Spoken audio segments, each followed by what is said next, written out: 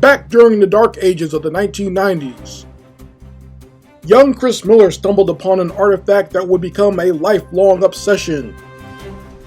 Now, armed with a mind full of nostalgia and a basement full of comic books, Chris attempts to analyze the art and the artist that made him comics crazy. Why this fool got more comics than a motherfucker? Hey everyone, this is Chris Crazy House, and I'd like to welcome you all to a brand new episode of Chris Crazy House Presents Comics Crazy. And today, we will be doing a classic from the 1980s, the all-new, all-daring Peter Parker, the Spectacular Spider-Man, issue 116, with the classic cover of Spider-Man in his black costume fighting Sabertooth. So we'll be peeling this one open and finding out what's going on with Peter Parker and why is Sabertooth ripping up his black Spider-Man costume. And also we'll be seeing what's going on with the Black Cat, who is a sometimes antagonist, sometimes hero, sometimes love interest for Spider-Man.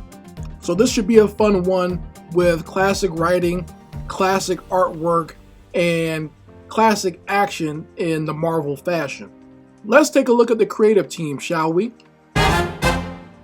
The creative team for this book, starting at the writing position, we have one of the most prolific writers for comic books during this time period, Peter David.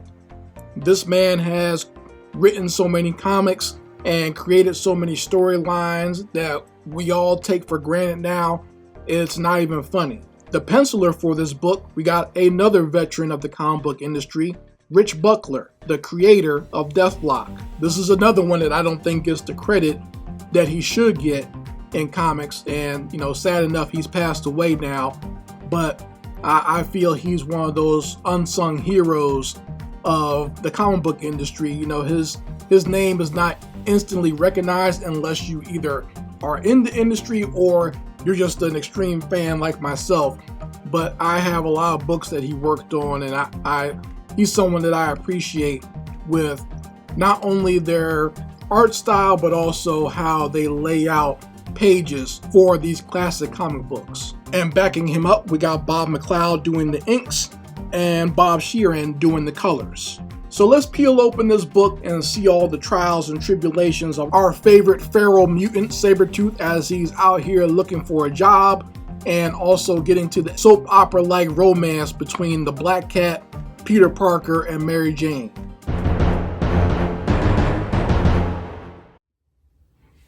So here we are, folks, with the all-new, all-daring Peter Parker, the Spectacular Spider-Man, issue number 116, and great cover with Spider-Man in combat with Sabertooth right there on the cover.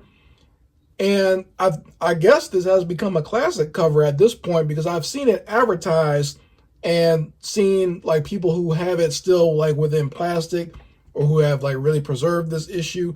I've seen it on sale. So it's been kind of moving around on the internet, and that's actually what prompted me to want to even do this review, because I saw that and I was like, hey, I got that issue in my collection. So that's why I wanted to do a flip through of this one, because I actually think it's actually a pretty decent issue. And the reason it looks the way it does is because this book was gifted to me when I was a child myself. When I first got into comic book collecting, someone gave this one to me from their own collection because they thought they knew I would appreciate it and keep it, and I still got it until this day. So they made the right decision. So it already has some wear and tear on it to begin with, but it's in good enough condition that we can do a flip through here and enjoy this comic, because I still like to read it from time to time. And we're going to get a chance to see Sabertooth in a confrontation with the Spectacular Spider-Man in his black costume. Now, Sabertooth was kind of on the rise in the villain ranks at this point. This was at the same time during the Mutant Massacre, so I'm assuming that's why they decided to use him as a villain for this particular book. And I'm not exactly sure like how much of his lore was there at this time. This was more just the plain old villain slash mercenary Sabertooth. He's still coming off of being an Iron Fist villain at this point, right? Because that's where I think that's where he had his first appearance. And then, like I said, later on, he was recruited by Mr. Sinister to participate in the massacre of the Morlocks. But now we got him here fighting Spider-Man, and we're going to figure out how these two got into a confrontation in the first place. But classic cover, Spider-Man's costume getting slashed, and Sabertooth looking mean and feral right there on the cover. So this book starts out with Spider-Man's girlfriend at the time, the Black Cat, getting the brakes knocked off of her. You know, I believe in the last issue we had the cliffhanger of her getting beat up and she's being attacked by this gang of thugs. Now, these guys look like they're straight out of a Final Fight game or Streets of Rage or Double Dragon or something like that. Like, they look like they should be getting a spin kick from Billy Lee at this point. But, you know, I guess it was the mid-'80s, so this is how thugs looked back then. Everyone had mohawks, and they had spike cuffs. They always had only one earring, right? You got this dude in the background with the red mohawk, and he's got a cross on, so this guy's a Christian, but he's not doing something that's very Christian-like. He's got on the camo pants. You got this dude right here with the purple headband and the collar up with no shirt. They look absolutely ridiculous. So they got the Black Cat at their mercy. They've already busted her nose, and she's kind of down there, and they're getting ready to do even more damage to our girl. Flip the page, and we kind of look. She's kind of out of it at this point. And I think the artist does a great job, Rich Buckler. He does a great job of getting that facial expression there to show that she's been hit really hard, and she's kind of dazed at this point. And we even get to see a visual of it as she's so dazed and she's so hurt. She's actually thinking that maybe she's talking to Spider-Man. Like, you get her viewpoint of kind of like a hazy look at the thug, and she's kind of sitting there thinking that it's Spider-Man, and that's the guy that she loves. So, of course, she starts smiling and thinking that she's having a good time. And meanwhile, our boy Spider-Man swinging through the city in his black costume at this point, and he's got his little web backpack with his rail clothes in there. He swings back into an alley, and that's where he changes back into Peter Parker. So these shots are actually really well done. Now, we're kind of in an in-between time. This is in between the great John Romita and, you know, and between that and like where Todd McFarlane kind of comes in and kind of takes over Spider-Man. So we're still kind of in like a classic stage of the way Spider-Man goes around and swings around the city. But it actually looks really good in my opinion. I really like the way these shots are. It kind of informed my storytelling as a comic book artist myself. So I can't hate on it at all. I really like the shots of the buildings. Sometimes when you have stuff like this where Spider-Man's kind of swinging through a city or town, you don't get any really good backgrounds, but these actually they look competent, they look well done, and it gives a great establishment of Spider-Man going through a city and the city almost being a character in and of itself.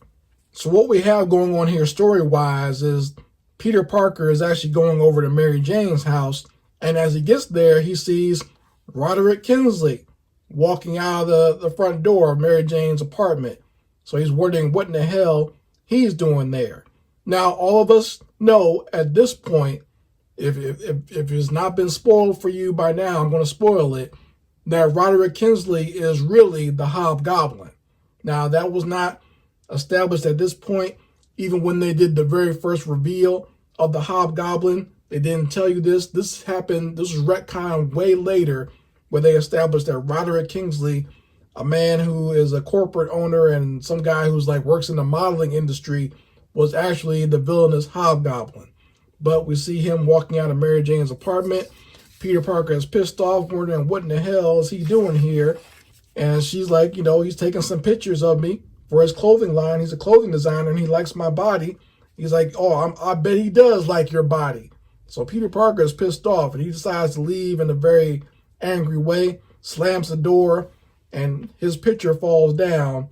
And, you know, Mary Jane is just kind of shocked. and worried that they just had a little lover's quarrel going on here. Now, at this point is where we introduce our main villain for this issue. And it starts off with this guy right here, the Foreigner. No, not that Foreigner. I'm talking about the character, the Foreigner. And he is kind of the head of this international crime organization. Sabertooth is behind him. And Sabertooth is looking for work. He's worried that, he's getting soft. He's not getting his kills in as much as he should. He knows the Foreigner likes to hook up hitmen with work. So he's come to him to try to get some work out of him. And really, the Foreigner is kind of annoyed with Sabertooth because he's saying, yeah, you're a killer, you're an assassin, but what in the hell am I going to use you for? I mean, you're painfully obvious when you go out there the way you look. You got fangs, you got no pupils in your eyes, you got claws. How in the hell am I supposed to use you for an assassination? Anyone with any sense would see you coming a mile away.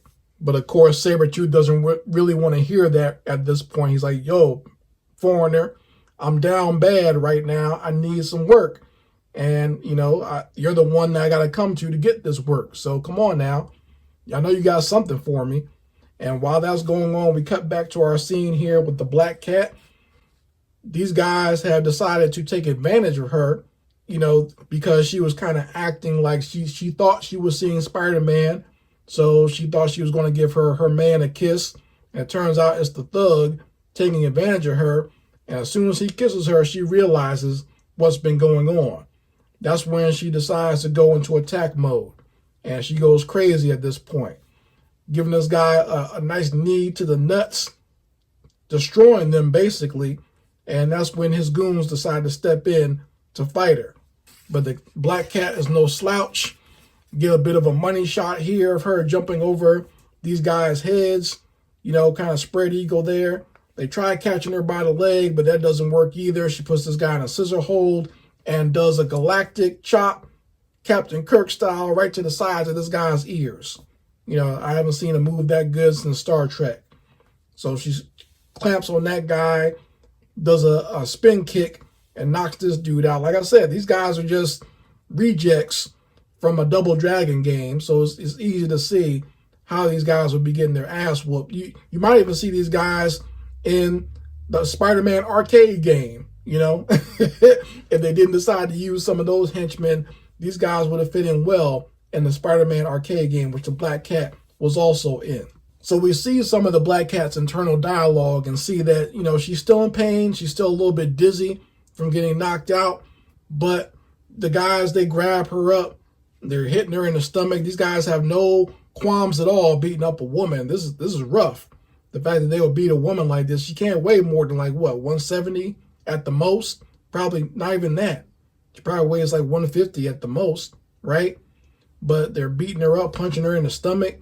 Now she manages to move out of the way. Now this is kind of a provocative shot, and even a young boy like me noticed what is going on here? This panel's kind of crazy. I get that she's ducking out of the way, but that's kind of a sexy shot there of her ducking out of the way, isn't it? It almost looks like something else is going on in this panel.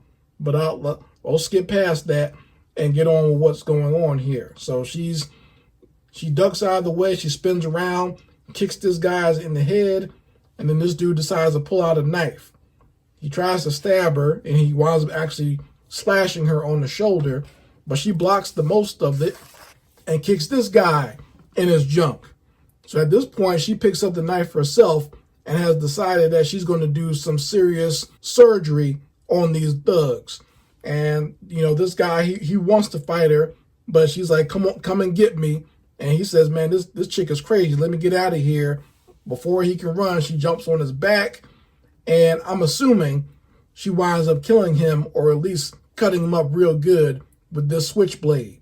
And we got on this page actually one of my favorite Spider-Man pages from this era of Peter Parker kind of, pacing, thinking to himself. And as he's pacing, he's actually winds up walking up the walls and on the ceiling itself. Actually a pretty cool shot. Now, if there was anyone actually looking into his apartment, they would see that, hey, Peter Parker is Spider-Man because he's got the Spider-Man outfit, he's got his mask off, and he's actually sticking to the walls and the ceilings. Luckily, there was no one out there with a cell phone at this time because they could have easily filmed this and exposed Peter Parker for being Spider-Man. So we got the foreigner hanging out here with Sabertooth. He wants to show off his gold notebook. But when he gets into the room, we find out that this is the same room where the thugs were fighting the Black Cat. So she was in there to rob the foreigner, but they caught up with her, and now she's beat the hell out of all of them, and she's made her way off. Now, Sabertooth thinks that this is his opportunity. This is his way. He's going to prove himself to the foreigner. He's going to be able to get a job working with this guy and get some regular, business with them. So Sabertooth picks up her blood, gets her scent and her spoor, and decides to go off hunting the Black Cat. So you see him diving out the window here, and these guys are basically saying that, we quit. we don't plan on working for you anymore, because if they can't handle her, they're not going to be able to handle any type of other superhero or metahuman that comes in contact with the foreigner. So, the Black Cat's trying to fix herself up in the mirror. She's very sensitive about her facial features, especially her nose. So Spider-Man's actually showing up there to check on her because she had used some of her bad luck Black Cat powers on him, and he recently had that removed by Doctor Strange, and he's worried that her powers, being taken away from him, so the fact that the Black Cat powers were removed from him and he doesn't have bad luck anymore, he's worried that it might affect her as well, and that it may have gotten her in trouble, and maybe that's why she got her ass whooped by those thugs in the first place. And then, of course, they wind up having a little lover's quarrel there. This is kind of a back and forth thing that he has going on with the Black Cat. The fact that, she's in love with the superhero and not with his alter ego at all. And Peter, even though he finds her attractive and is, he wants to kind of be with her, but he doesn't think it'll be a good idea because she can't respect him for who he really is. So they wind up having a lover's quarrel as well. And just like with Mary Jane earlier, Peter winds up storming out of there, or I guess in this case, he swings out of there. And, this whole part got kind of soap opera-ish, but it's good to establish what's going on and the fact that our hero has left the area and this young lady is left vulnerable to an attack by Sabertooth. And that's exactly what happens. Sabertooth busts in there. Sabertooth at this point is thinking that, okay, if he catches the Black Cat and gets back whatever she stole from the foreigner, this will help him get some more work in the future. And right as he's in the position to go ahead and attack her, that's when Spider-Man swings back. Now, she was ready to go ahead and fight this guy hand to hand. She wasn't scared of him at all.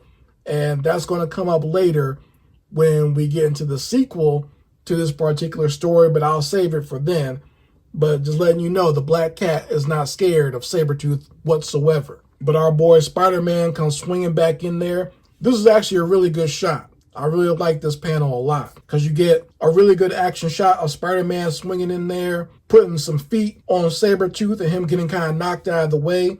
You get to see the Black Cat, a little bit of her there, and you can see she's kind of upset that he would interrupt her fight, and you even get some background of the city. Not easy to do. Not easy to do at all, but it is accomplished very well by the artist of this issue to get this type of action panel even into such a small, tight space. So even in the middle of all this, she's arguing with him saying, hey, I don't really need your help, but Spider-Man is trying to be a gentleman and do the best he can to help her fight Sabertooth. But at this point, Sabertooth has all of his focus on Spider-Man, saying that, you know what, it'll be even better if I kill you because you're friends with my enemy, Iron Fist and Power Man. I'll kill you and then I'll kill this girl. And this will really help my name in the ranks of being a mercenary. So he starts swinging at Spider-Man. He does a big swipe here and Spider-Man dives out and spins his web to help himself. And that's when Sabertooth jumps out the window. Once again, very solid action going on here. This classic comic book action. You get a good angle right here. Downward shot of Spider-Man jumping off the terrace. him swinging away from the terrace and Sabertooth jumping off of the balcony at Spider-Man. And you see him kind of, do some acrobatics, grab onto a light post and land on the street. And this is where they have their big face-off. Spider-Man's kind of ducking out of the way. And we see that Peter Parker, as always, has set up his camera so he can get some good shots for the Daily Bugle, make some money while he's also fighting Sabertooth. Now, he's trying to do some good action poses. Even he acknowledges this. And while doing that, he leaves himself wide open to getting slashed by Sabertooth. So he realizes now that maybe he should pay more attention to the fight and not just trying to get some good action shots for the paper. And Spider-Man's a little upset because he has to now sew his costume. This is not the symbiote at this point. This is just his regular black costume that he has sewn himself. And he decides that the only way to stop Sabertooth in his tracks is to web up his face. This is a classic move by Spider-Man, but this is where we see it have some very violent results. So Sabertooth gets hit in the face with these webs, and he's thinking, you know what, I'm just going to rip him right off. This is not going to stop me at all. And Spider-Man's actually trying to warn him, saying, like, yo, listen, that stuff is real sticky. You can't just rip it off like that. And Sabertooth, as always, doesn't listen. He doesn't care, and winds up ripping off parts of his face with the web. And this is how it's portrayed in this scene right here. Now, listen, they wanted to kind of showcase a violent scene without being gory, because really, his eyelids and his nose and everything and his skin should have probably peeled off right here. But, this is a good enough way to showcase this happening to Sabertooth. Now, once again, you notice this is early Sabertooth. His powers have not been worked out all the way yet. We don't know that he has this ridiculous healing factor, so this hurts him. Modern day Sabertooth would have walked through something like this. He could have literally ripped his head off and still been trying to kill Spider-Man. But nowadays, in this time period, this is not the ultra healing mutant Sabertooth. All his powers have not been worked out yet, and we haven't retconned him at this point. Just him doing that, just ripping off Spider-Man's webbing, has hurt his face, and he's decided to give up, and Spider-Man is going to take him to the hospital. Yeah, that's the ending for this book.